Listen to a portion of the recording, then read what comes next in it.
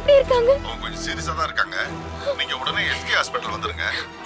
வந்துடுறேன், உடனே வந்துடுறேன். ஐயோ,